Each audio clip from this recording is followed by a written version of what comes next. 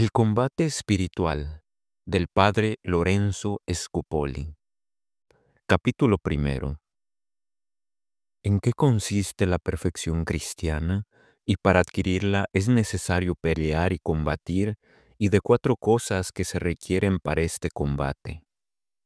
Si deseas, oh Hijo muy amado en Jesucristo, llegar al más alto y eminente grado de la santidad y de la perfección cristiana, y unirte de tal suerte a Dios, que vengas a ser un mismo espíritu con Él, que es la mayor hazaña y la más alta y gloriosa empresa que puede decirse e imaginarse, conviene que sepas, primeramente, en qué consiste la verdadera y perfecta vida espiritual.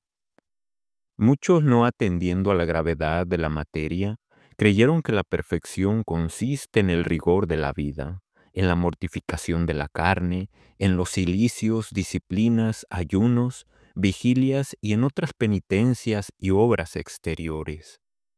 Otros, y en particularmente las mujeres, cuando rezan muchas oraciones, oyen muchas misas, asisten a todos los oficios divinos y frecuentan las iglesias y comuniones, creen que han llegado al grado supremo de la perfección.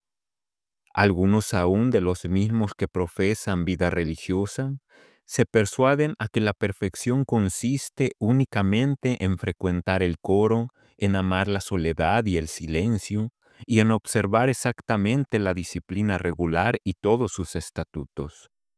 Así los unos ponen todo el fundamento de la perfección evangélica en estos, los otros en aquellos o semejantes ejercicios, pero es cierto que todos igualmente se engañan, porque no siendo otra cosa las mencionadas obras que o disposiciones y medios para adquirir la santidad, o frutos de la santidad misma, no puede decirse que en semejantes obras consiste la perfección cristiana y el verdadero espíritu. No es dudable que son medios muy poderosos para adquirir la verdadera perfección y el verdadero espíritu, en los que las usan con prudencia y con discreción para fortificarse contra la propia malicia y fragilidad, para defenderse de los asaltos y tentaciones de nuestro común enemigo, y en fin, para obtener de la misericordia de Dios los auxilios y socorros que son necesarios a todos los que se ejercitan en la virtud, y particularmente a los nuevos y principiantes. Son también frutos del Espíritu Santo en las personas verdaderamente espirituales y santas,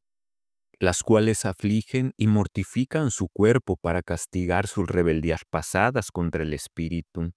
y para humillarlo y tenerlo sujeto a su Creador. Viven en la soledad y en una entera abstracción de las criaturas para preservarse de los menores defectos y no tener conversación sino en el cielo. Con los ángeles y bienaventurados, ocúpanse en el culto divino y en las buenas obras, vayan a la oración y mediten en la vida y pasión de nuestro Señor,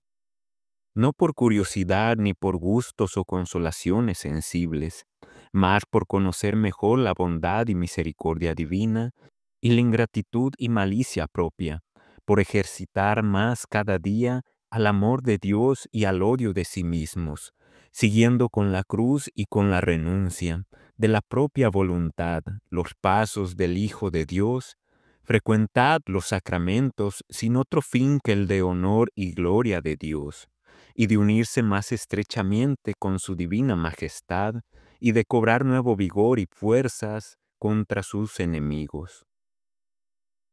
Lo contrario sucede a las almas imperfectas, que ponen todo el fundamento de su devoción en las obras exteriores, las cuales muchas veces son causa de su perdición y ruina, y les ocasionan mayor daño que los pecados manifiestos, no porque semejantes obras no sean buenas y loables en sí mismas, sino porque se ocupan de tal suerte en ellas que se olvidan enteramente de la reforma del corazón y de velar sobre sus movimientos,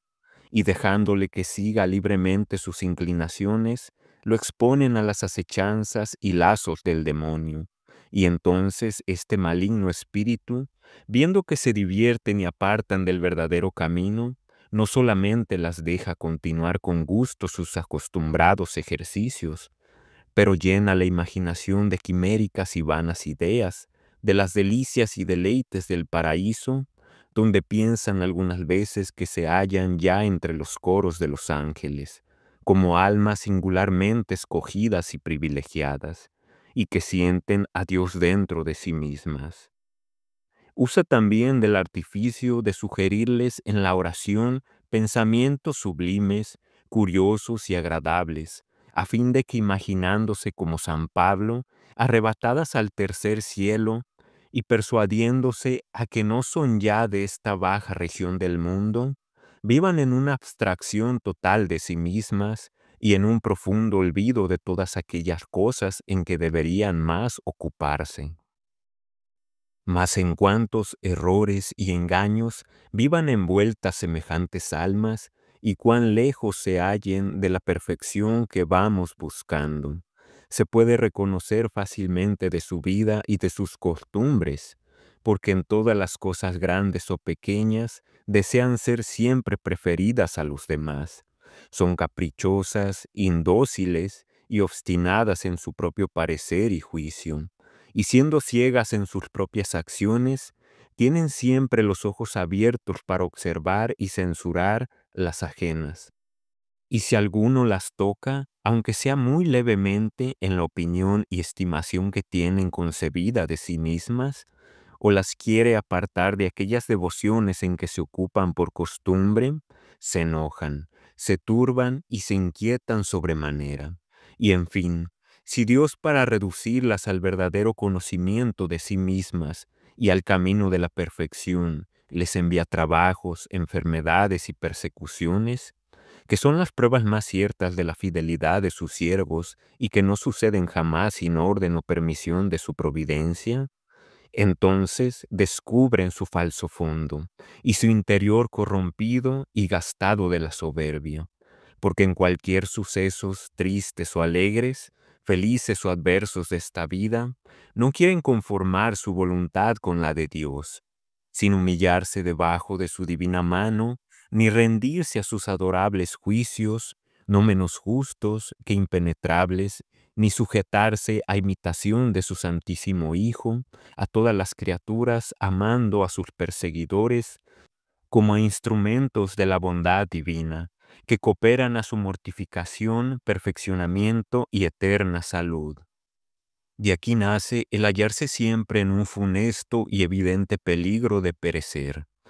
porque como tienen viciados y obscurecidos los ojos con el amor propio y apetito de la propia estimación,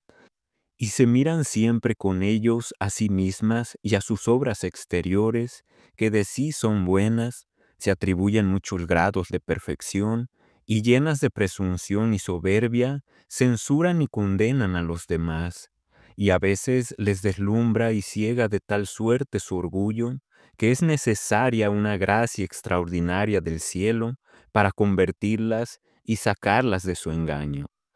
pues como muestra cada día la experiencia, con mal facilidad se convierte y se reduce al bien el pecador manifiesto, que el que se oculta y cubre con el manto de la virtud.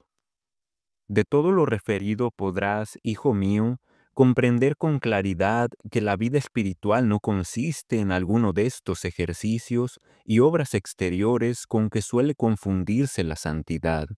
y que son muchos los que en este punto se dejan preocupar de grandes errores.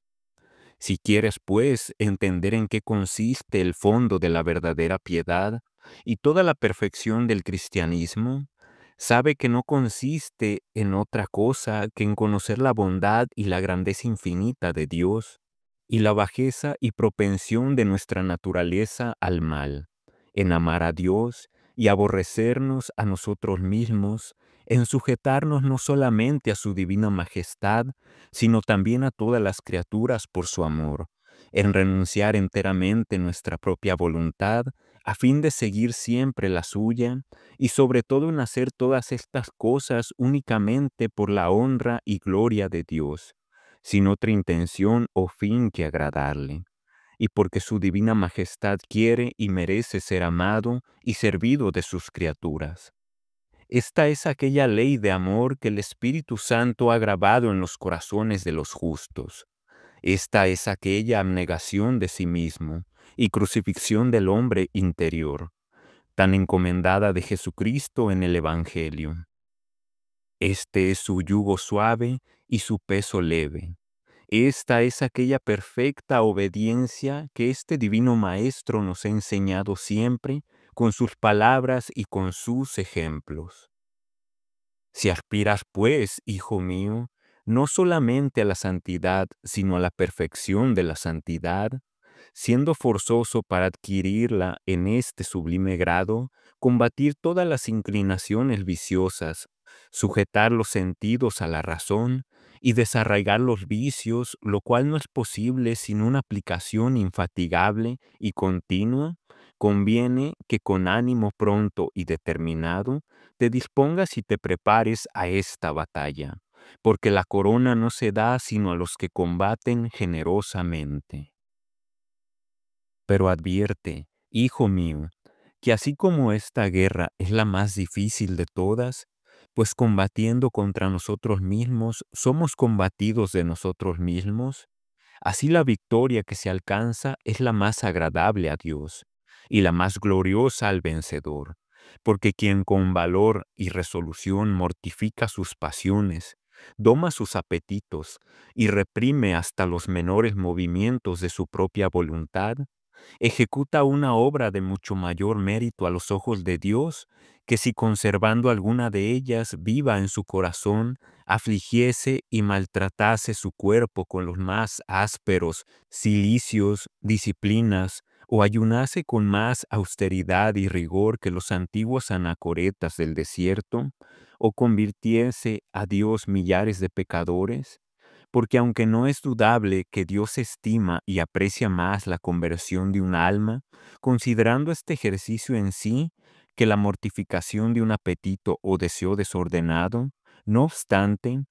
tú no debes poner tu principal cuidado en querer y ejecutar lo que según su naturaleza es más noble y más excelente, sino en obrar lo que Dios pide y desea particularmente de ti.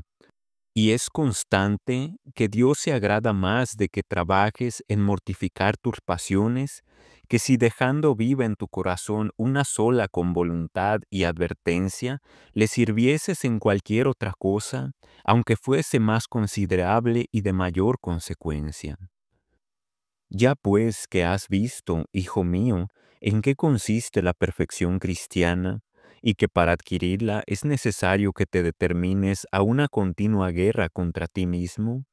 conviene que te proveas de 4 cosas, como de armas seguras y necesarias para conseguir la palma y quedar vencedor en esta espiritual batalla. Estas son la desconfianza de nosotros mismos, la confianza en Dios, el ejercicio y la oración, de las cuales trataremos clara y sucintamente con la ayuda de Dios en los capítulos siguientes. Capítulo 2. De la desconfianza de sí mismo.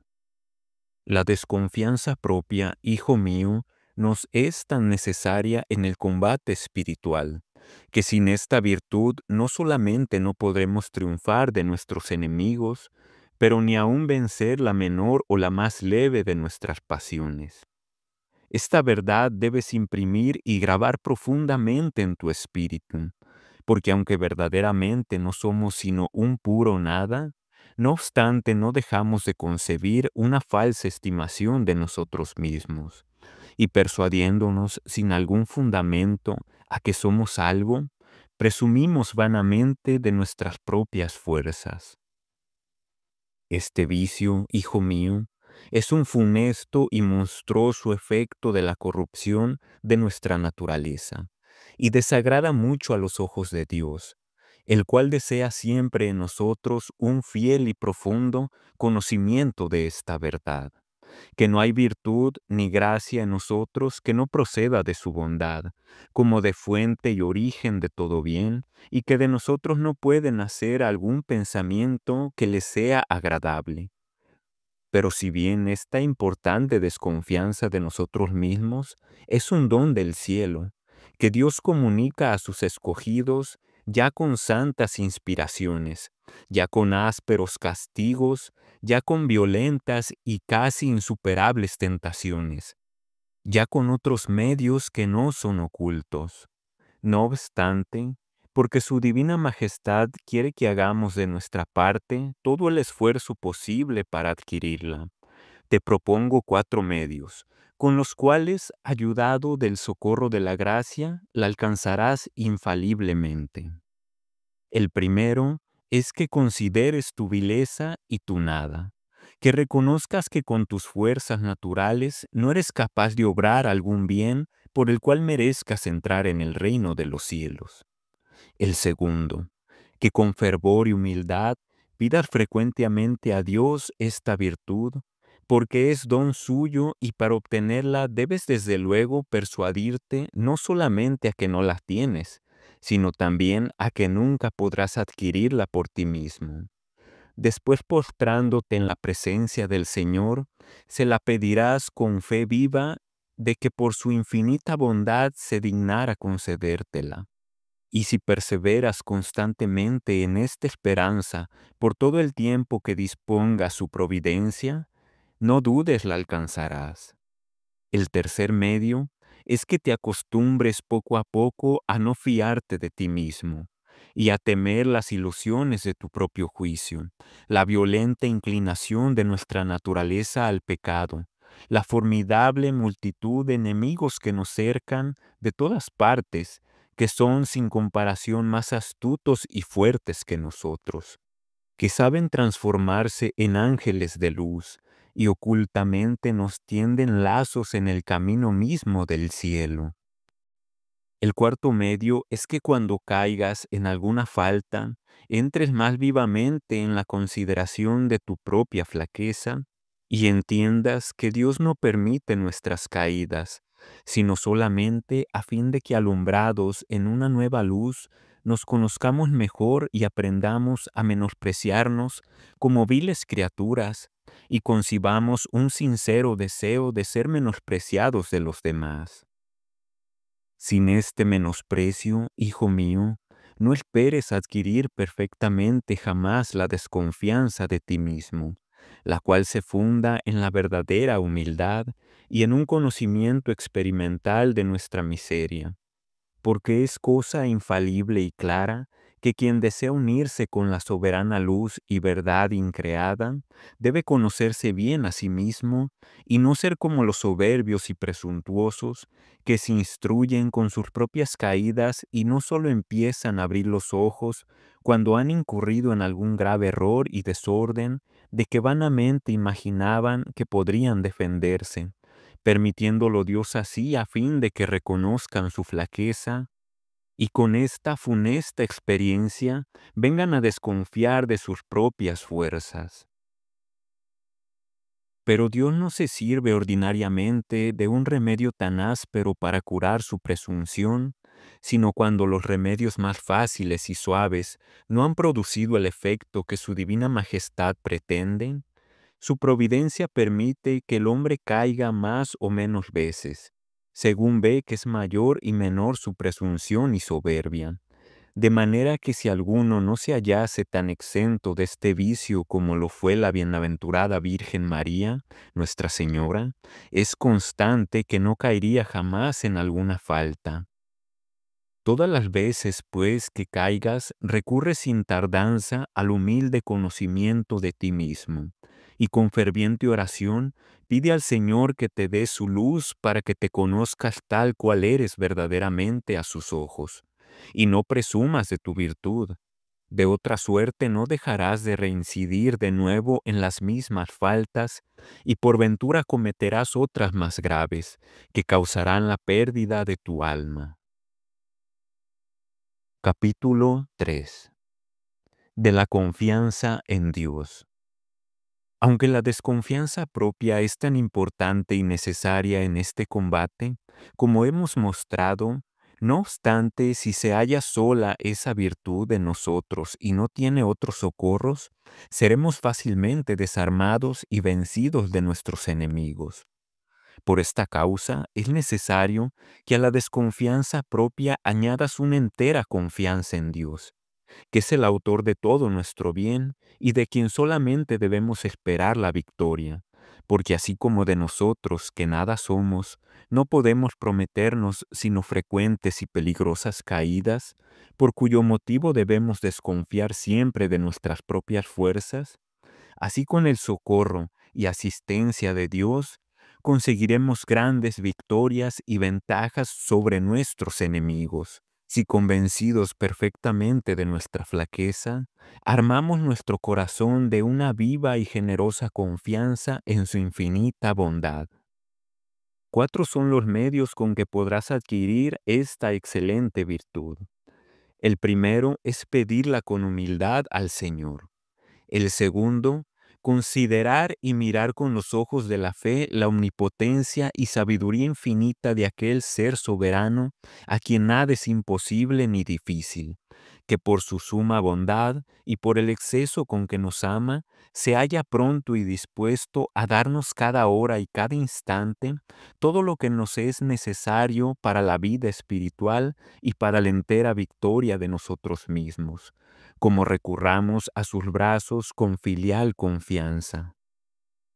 ¿Cómo será posible que este dulce y amable pastor, que por el espacio de 33 años ha corrido tras la oveja perdida y descarriada, con tanto sudor, sangre y costa suya, para reducirla y traerla de los despeñaderos y veredas peligrosas a un camino santo y seguro, de la perdición a la salud, del daño al remedio, de la muerte a la vida? ¿Cómo será posible que este pastor divino, viendo que su ovejuela le busca y le sigue con obediencia de sus preceptos, o a lo menos con un deseo sincero, bien que imperfecto y flaco, de obedecerle, no vuelva a ella sus ojos de vida y de misericordia, no oiga sus gemidos y no la recoja amorosamente y la ponga sobre sus divinos hombros, alegrándose con los ángeles del cielo, de que vuelva su redil y ganado, y deje el pasto venenoso y mortal del mundo por el suave y regalado de la virtud? Si con tanto ardor y diligencia busca la dracma del Evangelio, que es la figura del pecador, ¿cómo será posible que abandone a quien como ovejuela triste y afligida de no ver a su pastor lo busca y lo llama? ¿Quién podrá persuadirse a que Dios, que llama continuamente a la puerta de nuestro corazón con deseo de entrar en él y comunicarse a nosotros y colmarnos de sus dones y gracias, hallando la puerta abierta y viendo que le pedimos que nos honre con su visita, no se dignará de concedernos el favor que deseamos? El tercer medio para adquirir esta santa confianza es recorrer con la memoria las verdades y oráculos infalibles de la Divina Escritura, que nos aseguran clara y expresamente que los que esperan y confían en Dios no caerán jamás en la confusión. El cuarto y último medio con que juntamente podremos adquirir la desconfianza de nosotros mismos y la confianza en Dios es que cuando nos resolvamos a ejecutar alguna obra buena o a combatir alguna pasión viciosa, antes de emprender cosa alguna, pongamos los ojos de una parte sobre nuestra flaqueza y de la otra sobre el poder, sabiduría y bondad infinita de Dios, y templando el temor que nace de nosotros con la seguridad y confianza que Dios nos inspira, nos determinemos a obrar y combatir generosamente. Con estas armas, unidos a la oración, como diremos en su lugar, serás capaz, hijo mío, de obrar grandes cosas y de conseguir insignes victorias. Pero si no observas esta regla, aunque te parezca que obras animado de una verdadera confianza en Dios, te hallarás engañado porque es tan natural en el hombre la presunción de sí mismo, que insensiblemente se mezcla con la confianza que imagina que tiene en Dios y con la desconfianza que cree tener de sí mismo. Para alejarte, pues, hijo mío, cuanto te sea posible de la presunción y para obrar siempre con las dos virtudes que son opuestas a este vicio, es necesario que la consideración de tu flaqueza vaya delante de la consideración de la omnipotencia de Dios, y que la una y la otra precedan a todas tus obras. Capítulo 4. ¿Cómo podremos conocer si obramos con la desconfianza de nosotros mismos y con la confianza en Dios? Muchas veces imagina y cree un alma presuntuosa que ha adquirido la desconfianza de sí misma y la confianza en Dios, pero este es un engaño que no conoce bien sino cuando se cae en algún pecado. Porque entonces si el alma se inquieta, si se aflige, si se desalienta y pierde la esperanza de hacer algún progreso en la virtud, es señal evidente de que puso su confianza no en Dios, sino en sí mismo. Y si fuere grande su tristeza y desesperación, es argumento claro de que confiaba mucho en sí y poco en Dios. Porque si el que desconfía mucho de sí mismo y confía mucho en Dios comete alguna falta, no se maravilla, no se turba ni se entristece, conociendo que su caída es efecto natural de su flaqueza y del poco cuidado que ha tenido de establecer su confianza en Dios. Antes bien, con esta experiencia aprende a desconfiar más de sus propias fuerzas y confiar con mayor humildad en Dios, y detestando sobre todas las cosas su falta y las pasiones desordenadas que la ocasionaron, con un dolor quieto y pacífico de la ofensa de Dios, vuelve a sus ejercicios y persigue a sus enemigos con mayor ánimo y resolución que antes. Esto sería bien que considerasen algunas personas espirituales que apenas caen en alguna falta, se afligen y se turban con exceso, y muchas veces más por librarse de la inquietud y pena que les causa su amor propio, que por algún otro motivo buscan con impaciencia a su director o padre espiritual, al cual deberían recurrir principalmente para lavarse de sus pecados por el sacramento de la penitencia y fortalecerse contra sus recaídas por el de la Eucaristía. Capítulo 5. Del error de algunas personas que tienen a la pusilanimidad por virtud. Es también una ilusión muy común el atribuir a la virtud la pusilanimidad y la inquietud que se siente después del pecado, porque aunque la quietud que nace del pecado sea acompañada de algún dolor, no obstante siempre procede de una secreta presunción y soberbia, fundada en la confianza que se tiene de las propias fuerzas. Ordinariamente las almas presuntuosas, que por juzgarse bien establecidas en la virtud, menosprecian los peligros y tentaciones, si vienen a caer en alguna falta y a conocer por experiencia su fragilidad y miseria, se maravillan y se turban de su caída como de una cosa nueva, y viendo derribado el apoyo en el que vanamente se habían confiado, pierden el ánimo y como pusilánimes y flacas se dejan dominar de la tristeza y de la desesperación. Esta desgracia, hijo mío, no sucede jamás a las almas humildes que no presumen de sí mismas y se apoyan únicamente en Dios, porque cuando caen en alguna falta, aunque sientan grande dolor de haberla cometido, no se maravillan ni se inquietan, conociendo con la luz de la verdad que las ilumina, que su caída es un efecto natural de su inconstancia y de su flaqueza. Capítulo 6. De otros avisos importantes para adquirir la desconfianza de sí mismo y la confianza en Dios. Cómo toda la fuerza de que necesitamos para vencer a nuestros enemigos depende de la desconfianza de nosotros mismos y de la confianza en Dios. Me ha parecido darte algunos nuevos avisos que son muy útiles y necesarios para obtener estas virtudes. Primeramente, hijo mío, Has de tener por verdad indubitable que ni con todos los talentos o dones, ya sean naturales, ya adquiridos, ni con todas las gracias gratuitas, ni con la inteligencia de toda la Sagrada Escritura, ni con haber servido a Dios por largo espacio de tiempo y estar acostumbrado a servirle, te hallarás capaz de cumplir la voluntad divina y de satisfacer a tus obligaciones si la mano poderosa de Dios con especial protección no fortifica tu corazón en cualquier ocasión que se te presentara, o de hacer alguna buena obra, o de vencer alguna tentación, o de salir de algún peligro, o de sufrir alguna cruz y tribulación. Es necesario, pues, que imprimas profundamente en tu corazón esta importante verdad, y que no pase día alguno sin que la medites y consideres, y por este medio te alejaras y preservaras del vicio de la presunción, y no te atrevieras a confiarte temerariamente en tus propias fuerzas.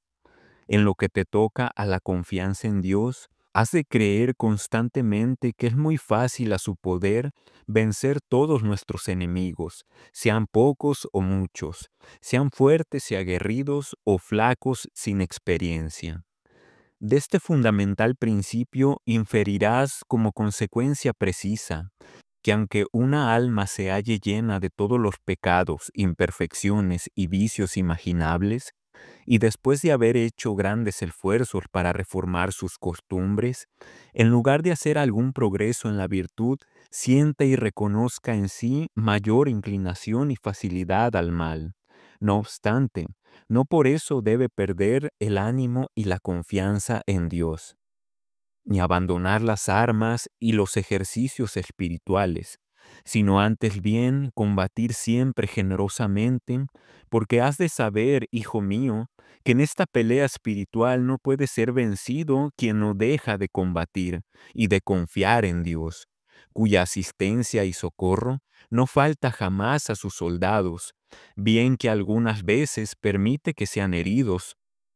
Combatamos pues con constancia hasta el fin, que en esto consiste la victoria, porque los que combaten por el servicio de Dios y en Él solo ponen su confianza, hallan siempre para las heridas que reciben un remedio pronto y eficaz, y cuando menos piensan ven su enemigo a sus pies.